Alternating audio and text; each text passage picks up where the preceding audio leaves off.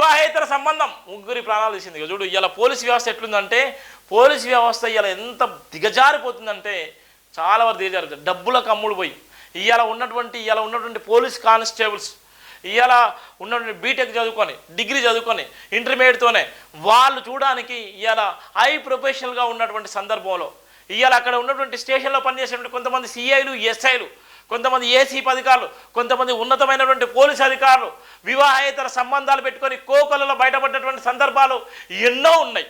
ఇలా అలాంటి సందర్భమే ఇలా మళ్ళొకటి జరిగింది. ఆ సందర్భం వల్ల బీబీపేట పోలీస్ స్టేషన్ ఎస్ఐతో పాటు అక్కడ ఉన్నటువంటి కానిస్టేబుల్తో పాటు ఇంకో కానిస్టేబుల్ కూడా ముగ్గురు కూడా జల సమాధి అయినటువంటి నేపథ్యం చూస్తున్నాం మనం. ఎంత బాధాకరం అంటే అంత బాధాకరం. ఈ శాఖలకు సంబంధించిన రాష్ట్ర ముఖ్యమంత్రి హోంశాఖ కూడా తన దగ్గరే ఉంది. ఇలా హోంశాఖ ఎడిపోతుంది, హోంశాఖలో ఉన్నటువంటి పరిస్థితులు ఎడిపోతున్నాయి. మరో గతంలో ఉన్నటువంటి సిఐ వేధింపులకు ఎస్ఐ ఆత్మహత్య చేసుకున్న సందర్భాలు చూస్తున్నాం. ఒక దళిత ఎస్ఐ ఇలా సిఐలు బలైపోతున్నారు, ఎస్ఐలు బలైపోతున్నారు. కానిస్టేబుల్ అయితే ఎక్కడ ఏమైపోతుందో అర్థం కాని పరిస్థితి. రక్షించవలసిన పోలీసులే ఇలా వాళ్ళకి రక్షణ లేకుండా పోయేటువంటి పరిస్థితి కూడా మనం చూస్తున్నాం. అందుకోసమే వివాహేతర సంబంధం ముగ్గురు ప్రాణాలు తీసినటువంటి ప్రధాన వార్త చూస్తున్నాం. ఇక్కడ ఉన్నటువంటి ఎస్ఐ సంబంధించినటువంటి కానిస్టేబుల్ కూడా చూస్తున్నాం. ఎస్ఐ మహిళా కానిస్టేబుల్ మరొకరి ఆత్మహత్య. కామారెడ్డి జిల్లా సంబంధించినటువంటి వార్త.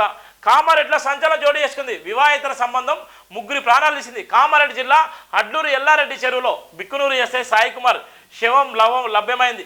అర్ధరాత్రి దాటిన తర్వాత కానిస్టేబుల్ శృతి మరో యువకుడు నిఖిల్ శవం లభ్యమయ్యే విషయం తెలిసిందే. తాజాగా అదృశ్యమైన ఎస్ఐ మృతదేహం కూడా దొరికింది. కానిస్టేబుల్ శృతితో వివాహేతర సంబంధంతోనే ఆత్మహత్యలు జరిగినట్లు పోలీసులు ప్రాథమిక నిర్ధారణకు వచ్చారు.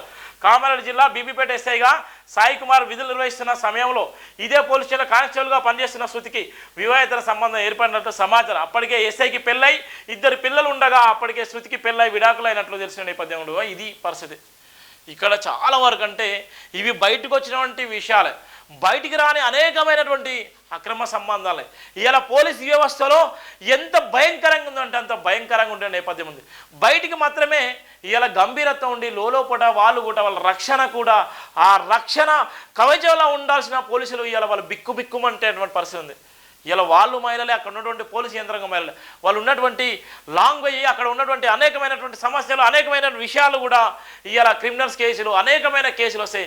అనేకమైన కేసుల్లో వాళ్లకు అత్యాశతో పాటు అత్యాశ కూడా పెరిగేటువంటి ప్రమాదం ఉన్నటువంటి నేపథ్యం ఉంటుంది.